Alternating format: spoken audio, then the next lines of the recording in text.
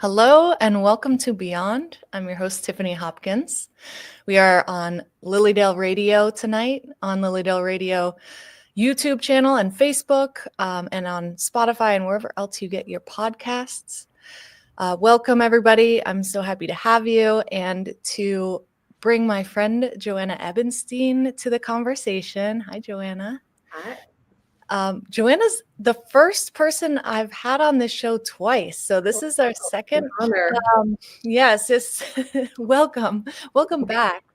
And that's because Joanna and I are, I would say, well, for me, you're one of my most important thought partners on all of these things. Thought partner. Yes. And I've been thinking about one thing in particular, which we're going to talk about tonight. And I was like, I'd love to just get a conversation with Joanna that everybody could listen to. And before we actually have that conversation, I want to tell everybody who Joanna is. Joanna founded Morbid Anatomy and recently wrote the book Momento Mori. And maybe you can tell us a little bit about your book and Morbid Anatomy and what you do. Yeah. So hi, everyone. Thanks for having me, Tiffany.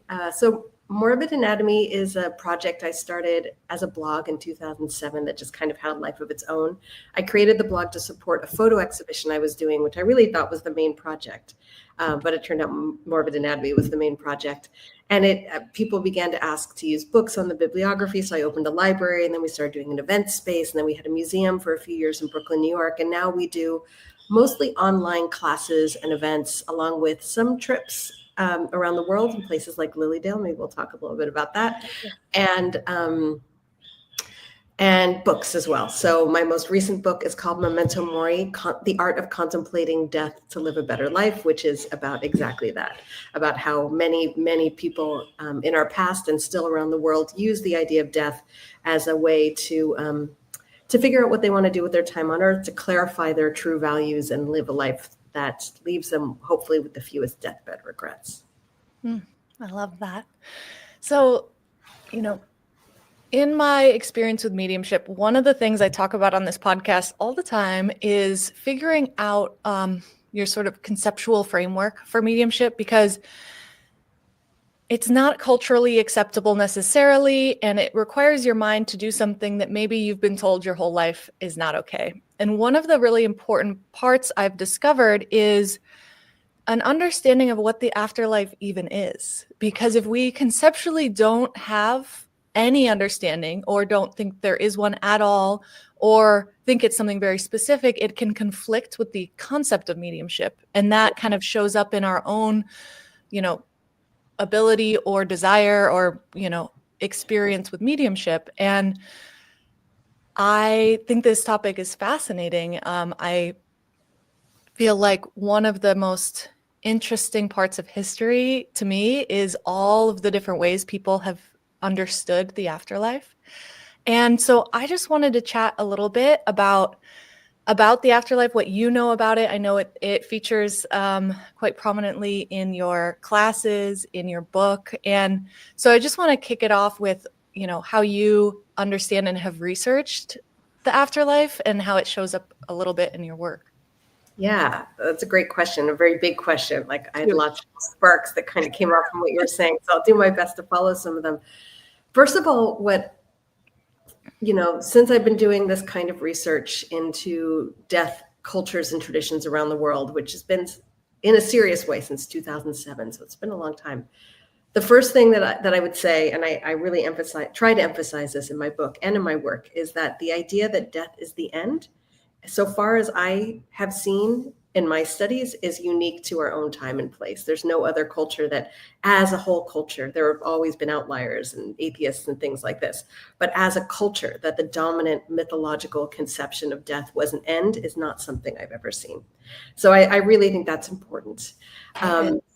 And the other thing that I always, I teach a lot of classes based on these ideas, and I'm often struck by very intelligent, educated people coming in with the conception that science has proven that this is true, that death is the end. And it's almost like there's a sense, I think, in our culture, and I think, Tiffany, you led this great book group on the trickster and the paranormal. I think it makes me think of his research as well. I think it's class-based, this idea that educated people, sophisticated people believe that nothing happens after death. It's almost like a sign of education and sophistication. But of course, science has not proven there is no life after death. It just hasn't proven the opposite. And so that's where I like to start, is saying, what do we know and what do other cultures and mythologies tell us? And if we want to listen to other cultures and mythologies, again, death is not an end. There's some sort of afterlife that goes on. And the other thing I'll say, and this is more like an anecdote, but it's something I've really been mulling over since it happened. I know I texted you about this a little bit, but recently my father and stepmother were visiting, and we went to see 7 Mayan ruins in 6 days. And I will take you on this trip when you come visit. It was amazing. It was amazing. And our guide was amazing. And he was an anthropologist who's worked for the government, and he's actually translated Mayan glyphs. He has a really deep understanding of this material. And every night before he took us on the tours, he'd be watching conference videos and reading papers to kind of get the up to date, the latest, because of course these ideas are always changing. No one knows for sure these things when you go to archaeological sites. It's just the latest theories. But he talked a lot about the Mayan conception of the underworld and the world tree as well. And I know this is a very particular anecdote, but it speaks to a lot of the cultures in essence that I've studied. He pointed out that there's a tree here called the ceiba tree, and the ceiba tree is seen as the world tree, right? So it has roots that go into the underworld, and it has branches that go into the heavens, and it bridges it, and it lives on this earth. And he said this is the conception of humans as well in this culture, is that we have roots that come from the underworld and nourish us from the underworld, which is where the ancestors are, and then branches that go up to the heavens. And there was this incredible temple that he took us to that has a 9-chamber labyrinth, and the Mayans believe that there were 9 levels of the underworld. And he said they think that this was used for initiations of some sort, for priests or something. They're not exactly sure. But he took us into it. He asked if we wanted to go, and I was a little afraid from the way he talked about it. He said it's claustrophobic, there's bats in there, and I was like, I don't know. And I was like, no, we have to go. So Brian and I followed him down these very treacherous little stairs and through these 9 caves that went deeper and deeper into this artificial mountain, this temple that they had built, this incredible temple. And we went through caves where bats were flying in our faces, very disturbed by our being there. There were these butterflies of death, which I write about in my book, which is a local black butterfly that comes and tries to come to our homes. They were living in those caves, which suddenly I was like, oh, that's why they're butterflies of death. So we went deeper and deeper into this labyrinth. There's even a snake skin hanging on one of the walls. It was very uncanny, very eerie, but not grim. And when we got to the last chamber, he turned off the light, and we stood there, and there was this rich soil beneath our feet. And in that darkness, I just felt into it. And I thought, well, what does it feel like to be in here? And it felt warm. It felt fertile. It felt inviting. It felt supported. It felt like the womb of the earth, which is really how many of these cultures conceive of the underworld. And for me, I really was musing on what a sort of embodied initiatory experience this might have been, because it really, now somehow in my body, I feel that there is something innately nourishing about the underworld and something we've cut ourselves off from. And I really, really had this profound realization that I can't quite put into words yet, but about the disservice that does to humankind to be cut off from those roots, from that underworld, that I think monotheism has had so much to do with, this idea of demonizing that underworld, which is a place of transformation, a place of renewal. And I think there is something innately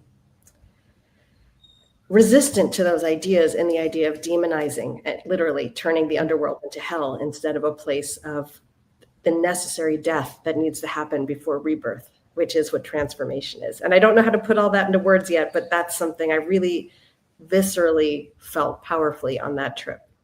Wow. I mean, you did just put it into very beautiful words. I love this. Having an example to talk through all of this is so amazing, and it's so fresh. And something that strikes me, I mean, there's a lot here, but something that strikes me so strongly as somebody who's really worked to try to be more embodied and struggles with that, with mediumship in particular, you talked about it being warm. And Yes, not physically warm. It wasn't like I felt warm, but it felt in my body because that's what you do when you're standing in the dark, right? Mhm. You think, Yep. what do I feel? That's all. Well, you had that experience when you were here in the darkness, right? I was thinking Yep. about that too. It was the same kind of thing. You have to move into other senses. And there was nothing grim about it. There was nothing frightening about it, and I was really struck by that and wondering if that was part of what the lesson of this initiation might have been is facing those fears and coming into a place that is not grim, it's not the Grim Reaper, it's not terrifying, it's not filled with dread. It felt like an embrace, it felt beautiful. Yeah. I mean, that's just so contrary to everything I think of when I think of death, especially before I started doing any mediumship, and had experiences that were warm with the dead. And again, not even just physical temperature, but also in a way there is a warming that happens when you connect, whether for me it's somebody who's died or not. And so I think that's a really important thing for us to keep in mind, is the potential that death and the afterlife could be different than we are maybe believing. Yeah, and just to kind of bring it back to where we started the conversation, part of, I think, what helps me put myself in that mind, of course, I'm part of this rationalist world as much or not more, if not more than many, because I grew up with a father who was a judge and atheistic parents, but for me, looking at the historical record and understanding we're the only ones who felt this way also helps me think, well, okay, what are the odds that suddenly we have it right and all of the intuitions and wisdoms of earlier cultures just were wrong? For me, there's something there, whether we have to believe, whether it's metaphoric and part of the human brain structure or outside of ourselves, that I can't say, but it's a seemingly universal commonality, and to this extent, one thing I talk about in the book is I use Carl Jung throughout the book because I feel like he is the modern thinker taken seriously in the academic world who really delves into these concepts in a way that bridges us with the past and other cultures, has a respect for other cultures. And he talks about this idea of the archetype. And one of the archetype is something that emerges in every culture throughout time. It's the way he thought of it is it's like just in our brain structure, essentially, to create stories based on these archetypes. So you can't see an archetype, but you can see the cultural manifestations that use an archetype. So the wise old man would be an archetype, or the hero, right? But another that he talks about in his book, Four Archetypes, one of the four primary archetypes is the concept of life, death, and rebirth. And this is not death as an end. Death as an end is not an archetype. This idea of death as part of a cycle of life, death, and rebirth is. And that's what we see in cultures all over the world. So I feel like whether we want to take that literally or symbolically, metaphorically, we have to give it credence and say it's a part of the human condition to live in a world that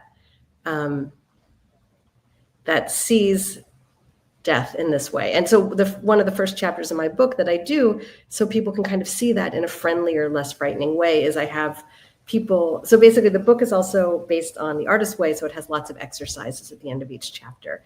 And I have a chapter called Life, Death, and Rebirth that talks about the history of the idea, the fact that it's an archetype, talks about where we see it in nature and where our ancestors might have, imaginatively come up with that concept, where we see it in science, and then also asks you to look at your own history and look at the deaths and rebirths in your own life, to remember that we do go through deaths and rebirths. We don't call it that, right, necessarily, but I think once you start to see the good things that came after those deaths, it really helps to open up your mind to what a death could bring. Absolutely. I love that. And I want to go back to something you said briefly as you started this last set of answers, perhaps we could call them.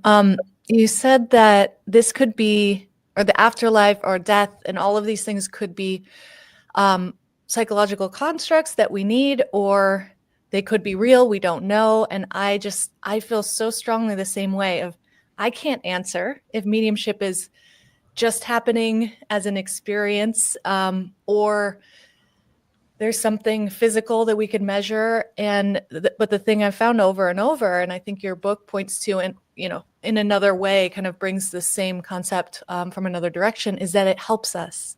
Yes.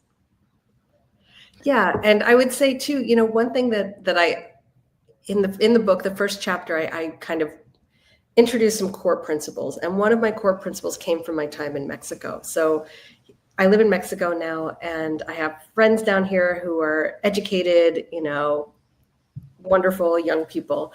And I would talk to them when I was working on this book, like, so what does your family celebrate Day of the Dead, and what do you do? So here in Mexico, Day of the Dead is a holiday or a celebration, a festival where people welcome the ancestors back from the land of the dead for a few days. They build altars, they go to the cemetery, etc. And what my young educated friends say about that is, well, yeah, on Day of the Dead, I go to the cemetery and I talk to my grandma. And then they would continue. I'm thinking of one particular person. Well, I mean, I don't know if I'm really talking to her. I don't know, but that's what we do. And I just heard this refrain over and over. The belief part wasn't necessarily there, but the practice part was. And so I began to think in more terms, I think belief is not even the right question to ask. Mm-hmm. It's more, what do you do? What is your practice?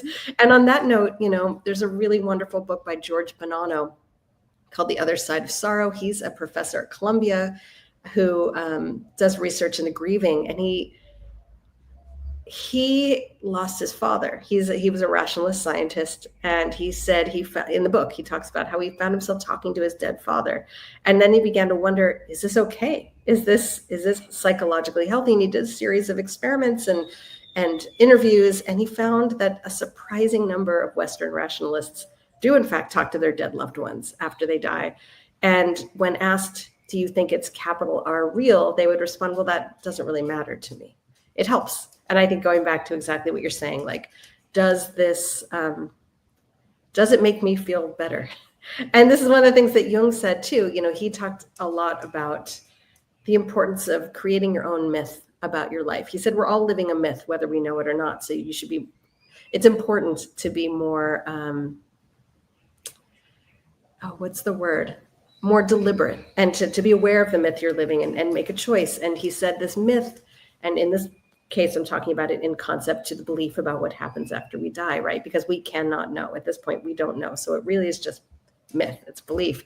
He said this feeling, this belief must come through struggle and suffering with this question until an answer presents itself. And it might not be the be-all, end-all answer, but it's the answer that works for you at that moment and makes you feel better and helps you live into death instead of living against death. And I think that's a very beautiful way to think about it.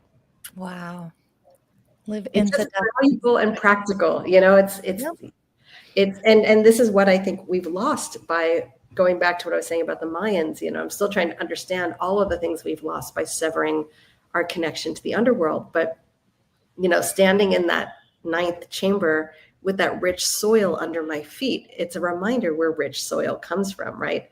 The fertility of our earth comes from death. We know that. That's like a basic idea of how we survive on this earth. And there's something when we're severed from this basic truth and the warmth and positivity of this truth, something is really messed up, I think, in the way that we live. And then I'm thinking about, there's a recent article that came out in Time magazine by Arianna Huffington, where she quoted my book, and she's basically using my arguments as a counterbalance and a critique, I would say, of it starts as a discussion of these new Netflix shows about these billionaires who are trying to live forever, essentially, of which there are more than one.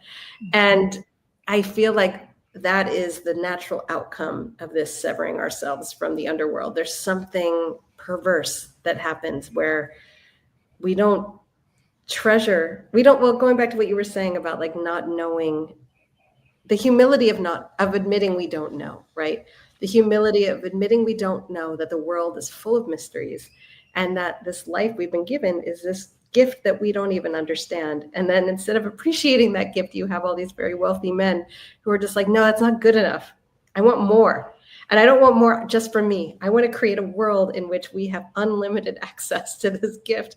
And I just think of like the Greek and Roman idea of hubris being like the worst thing you can do. And I was like, is there any greater hubris than a culture that, not a person, like there's lots of folk stories of individuals who defeat death for a short period of time, but a culture that is seeking to defeat death, like there's just something perverse about it that I think has to do with this severing from this cycle of life, death, and rebirth that feeds the fertility for all of us. Absolutely. Yeah, I agree. It's such an important part of, we all are critiquing our society right now. There's lots to worry about, but this is such a perfect example of what is, what's going off the rails, because we just can't, there's no way to actually beat it. And do we really want to? Exactly. And to me, and then what are the repercussions even? So a bunch of people we don't have enough resources for everyone being born now. So then some very rich people get to keep living and keep forever, taking all these resources. Like, where does the next generation of soil come? When does the next generation get to, enjoy the rich? I don't know. I feel like to me, there's nothing frightening or grim about the fact that we die and become the food for the next generation. I like it. For me, there's a kind of peace in that and a certain immortality as well. And there's just something about, it's just very counter to I think the way that we're approaching all of this, which is about what can we learn from this? Where's the wisdom? What's the acceptance? Instead of that, just saying, well, forget all that wisdom. No, we just want to live forever. It's like, okay. I love what you just said. When does the next generation of soil come? I mean, that is very beautiful and such a great way to put it all in perspective to me, because we cannot live without soil. And, is it so bad to be soil? Not to me. I don't know. To some people, I guess it is. Is it bad for you? No, I think it's a perfect way to put it, because we even demonize soil, dirt. Like, what's the worst thing is like, being in the dirt or whatever. I don't know. I'm sure there's tons of little phrases about how bad dirt is. And, and so I just think it's another example that's interesting with words of how we've separated ourselves from life, right? In the end, which is the point of Memento Mori, right? Yes. And I think that severing from the underworld, ironically, is what separates us from life. That was kind of and I don't know how to explain why I think that, but that was my visceral understanding in that space. And that makes me think what you're saying about the dirt. Of another thing that was an interesting part of this trip is our guide pointed out that the Mayans had a cross too, but their cross was equidistant. So it was about balance. It was about the balance, the complementary opposites, and the center point. And of course, the Christian cross raises that horizontal bar away from the dirt, right? It's about trying to move towards spirit. It's prioritizing spirit over matter. And that's what the soil is all about, is the matter side of things, right? It's the matter part of our existence, the part that is not immortal, that does decay, right? And I think our culture, as you pointed out, with the fear of dirt, or the disgust with dirt and stench and all of these things, has really distanced ourselves from the physical realities that allow us to survive on this earth, be that eating meat, like how many of us have butchered our own animals? I have not. And the soil and all of these things, the worms that produce the soil, the vultures that break down the dead, these are all maligned creatures in our world, so very much so. Absolutely. And, I want to go back to something you brought up earlier about how practical it is actually to have these myths. To go back and just make things personal again, is one of the things I've found in mediumship is that people seem to really struggle with grief if they haven't worked on an afterlife myth. And I mean, I'm putting it in those phrases, but those of us who haven't spent time thinking or learning about what might happen or decided on something, there's such a large sense of existential dread, first of all. But then also, when you lose somebody, there's no understanding of what might be happening. And mediumships can still help because you can get in touch with them, but you don't have an understanding of the journey they're going through and what might happen. And everything's just sort of suspended. And so there's this need for connection, but not an understanding of like, well, what happens in a year or in 5 years, or, are they just nothingness? And there's so much more loss if we imagine our dead are gone and there's nothing. And those who work with developing a myth or have something in common with their deceased loved ones just seem to have more to work with. Yeah. I think that's absolutely right. I mean, I think our ancestors certainly grieved their lost loved ones too, right? But I think the kind of grief that we have now, I think, is compounded by exactly what you're saying. It's like confusion, and it's also confusion. like, Yes. yeah, confusion, and like it's this thing that that people are not encouraged to think about until they have to. And so it's like a blow. It's like a double blow. It's not just the loss of this person, but it's this, as you said, this existential question being presented that you might have avoided your whole life,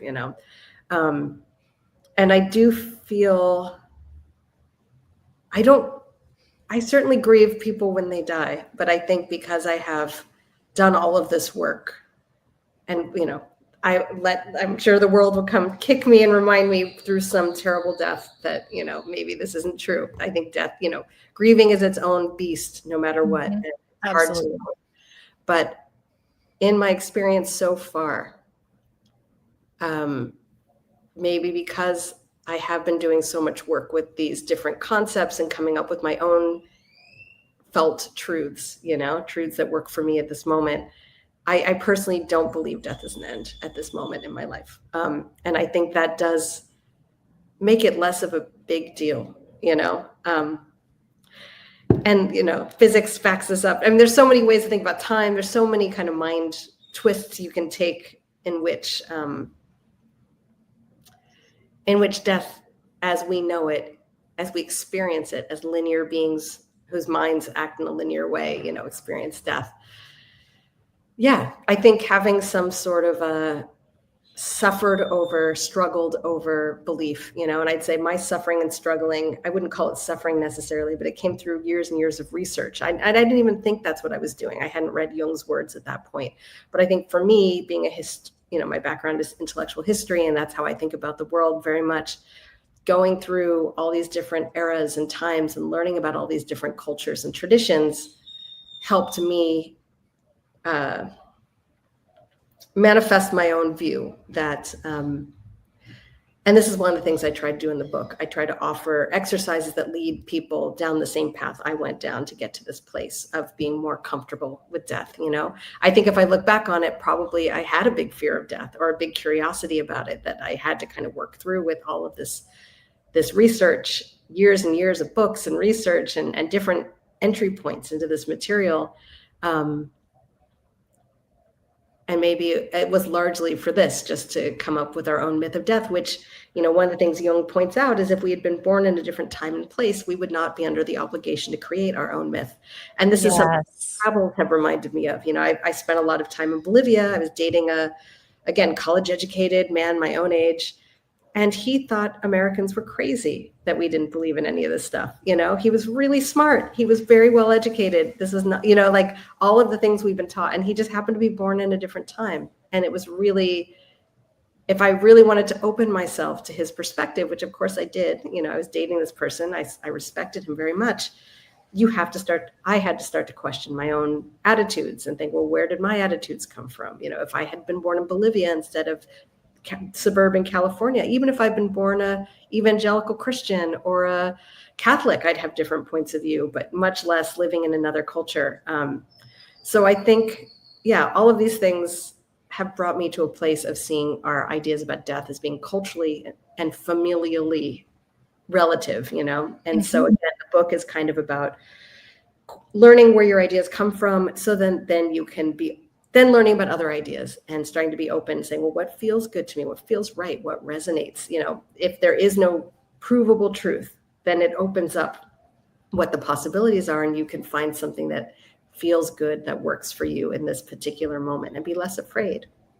Absolutely. I love that. And I hadn't ever conceptualized how much of a burden it is to have to come up with your own. I mean, I have a whole chapter in my book about this because it's been a huge part of my journey as well, of like, I had to figure out, or I am having to figure out, clearly it's still happening, what is going on, because my mind will not let me just rest and, you know, fall back on the nothingness I was offered, basically. Or, I can't even say it was just nothingness. It's such a hodgepodge. Our culture has such a hodgepodge, with there's strong Christian undertones. I have Christian and Catholic ancestors, but the scientific aspect that's brought in and the rationalist aspect, there's just so much. But then we learn about all these other cultures. We learn about Egyptian practices, Tibetan practices. You've given a great example of Mayan practices. I actually studied all of those like in middle school, right?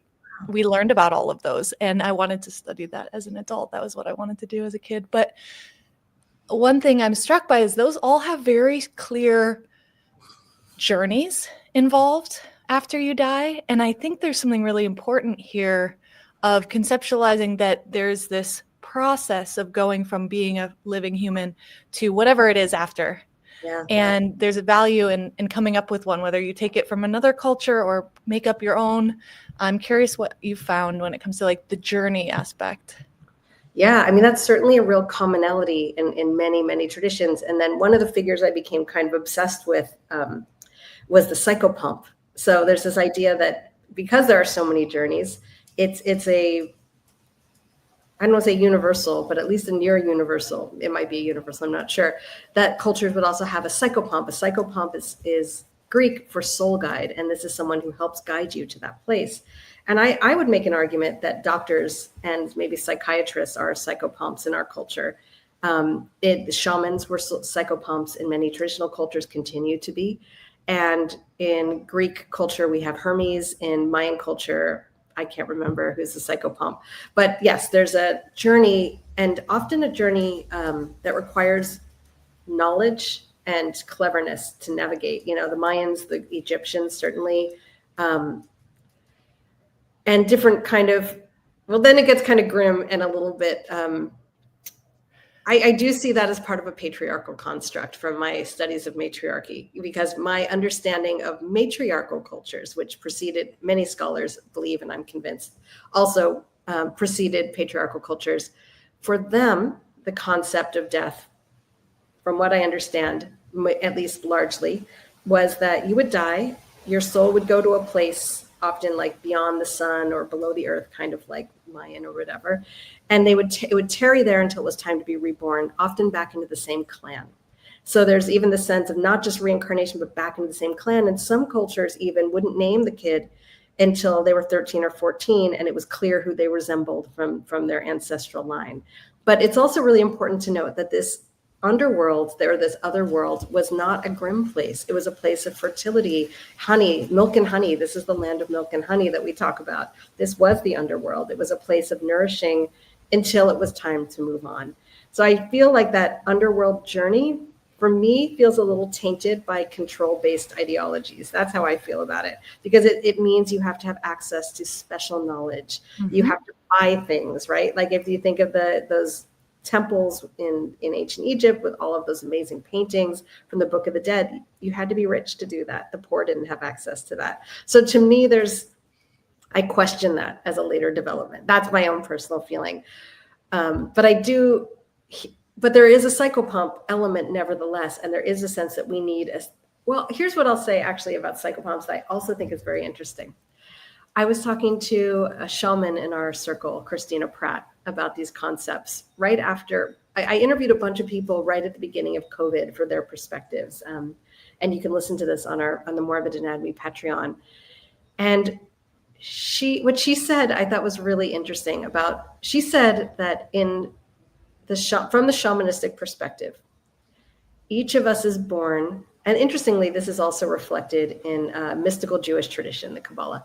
Each of us is born with something we're supposed to do with our time on earth. And we're given gifts and a passion that puts us in that direction. If we can learn to follow our passion, she put it as a game of hotter, hotter, colder, colder, If we can follow that passion, if we can spend time with the people that nourish what it is we're supposed to do with our time on earth and do those things, then we don't need a psychopomp to die, and we can die a good death.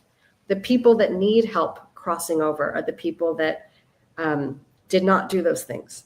And what's interesting to me is that really echoes, my husband is a death doula, and that's pretty much what they're learning as well. The things that hold people back from dying well, from being able to surrender to death, are regret, unfinished business, guilt, and shame. And what's interesting is I had a medium who interviewed me when the book came out. And when we talked about this, she said that's pretty much how she sees the ancestors that want to come back and communicate are also bound by those things. So this starts to make me wonder, in a mythological way, right? If the ancestors who stay behind and are reachable are those who are bound by some unfinished business that they need to work out with us. And or another concept that you see a lot in death mythologies is more than one soul.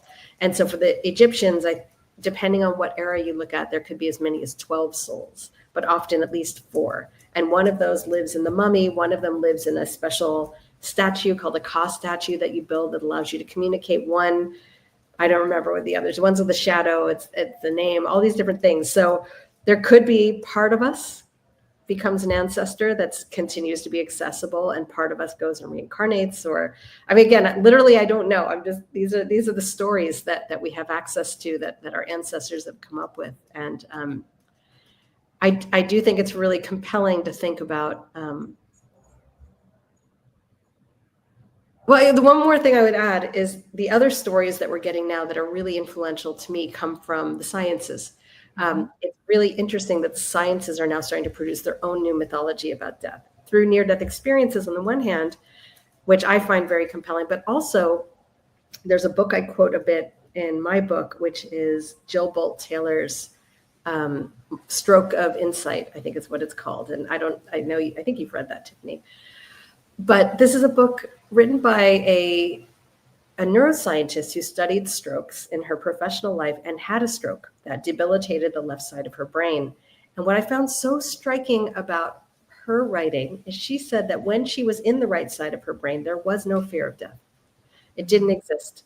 That she knew that maybe those cells would not be with her anymore, but she would continue to live on, maybe not as the exact individual she had been before. And so this got me thinking about fear of death and the development of the left side of the brain in our culture to the detriment of the right side, that maybe fear of death could be mitigated in part just by cultivating the right side of the brain. And this, going down that rabbit hole, I ended up writing a bunch of extra material for that when my editor looked at the book, she's like, I'm not sure why this is in this book. And I was like, yeah, I know, you're right. Maybe this is another book. And so I started kind of creating a little document for what this other book might be. And this is where my energy is going, I think, for the next project, is doing something that looks at imagination the same way that I looked at death in this book.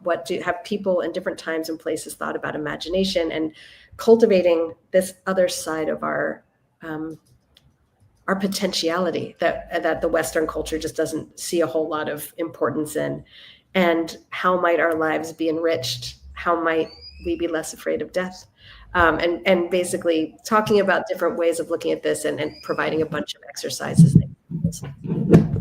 Sorry. Oh, you're okay.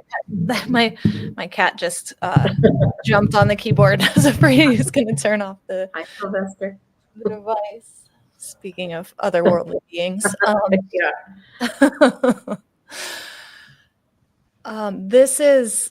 So I just want to briefly say, back from the beginning of this phrase, the understanding or the perspective about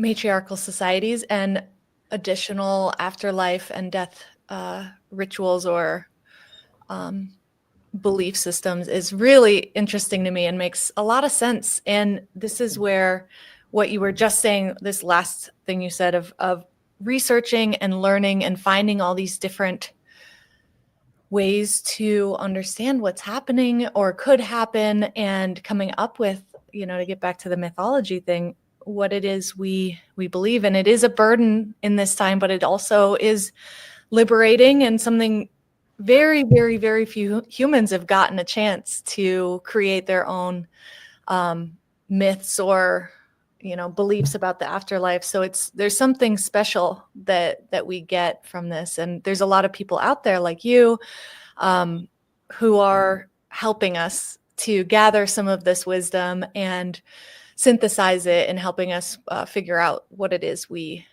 believe. Or, I agree with you that belief isn't quite the same, quite the right word, but also what are we going to do? Yeah. So I really appreciate all of these, just your depth of wisdom in all of this and being able to share it with us so eloquently, and not just theoretically, but your practical experience as well. And I just want to talk a little bit about, first of all, your book, and I hope people get a chance to pick it up and read it and enjoy some of these exercises to develop some of these ideas and myths and experiences for yourself. And also want to tell everybody that Joanna and I are doing a class together in Lilydale this summer for our 2 books, so on Momento Mori and beyond. So it'll be a combined class working on remembering death and talking to the dead, mediumship. And just want to give you a chance to talk about anything else you have upcoming that people might be interested, so they can learn more about you and your work. Yeah, well, I would say if these ideas interest you, I invite you to check out our webpage, morbidnanatomy.org. We do dozens and dozens of classes exploring death and the beyond, and many, many, many other esoteric or maligned subjects, UFOs, the paranormal, mythology, all sorts of things. So check that out. And Tiffany, I wonder if you want to talk a little bit about the Lilydale event, the Lilydale tour that you'll be doing for Morbid Anatomy. Definitely. So this week in June that we're talking about starts June 24th. I'm doing a book event for my book. June 25th, Joanna and I are doing our class. And then starting June 26th through the 29th, we are doing a special grand tour of Lilydale for Morbid Anatomy. So we're going to be staying in the Leolin. So we've got the entire historic Leolin Inn for guests of this tour. And I've been planning all of the best that Lilydale has to offer for this group. So we're going to have a private reception at the coffee house, Sacred Grounds. We're going to have private gallery readings at the Leolin. I'm bringing some of my favorite mediums to do private sessions so that everybody gets a message.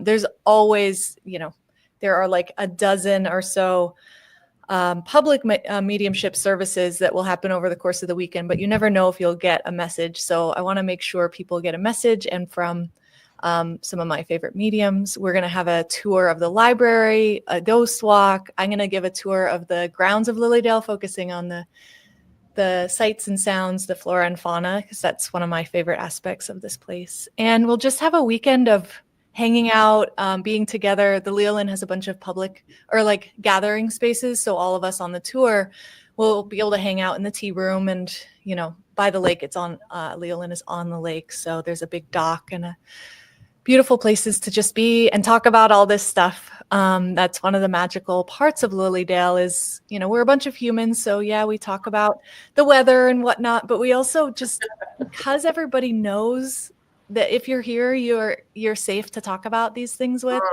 the conversations open up so quickly, and you will be, at the restaurant or the coffee shop or at the dock, and you will be talking about the afterlife with strangers, just randomly. And that's really what I want to facilitate for people who are interested in this stuff and want to learn more and want it to be part of their lives. So yes, I'm very excited to have this group. This is the first time we're doing something like this. So I hope to have some of you listeners join us. And thank you again, Joanna, for being here and bringing all of your brilliant words.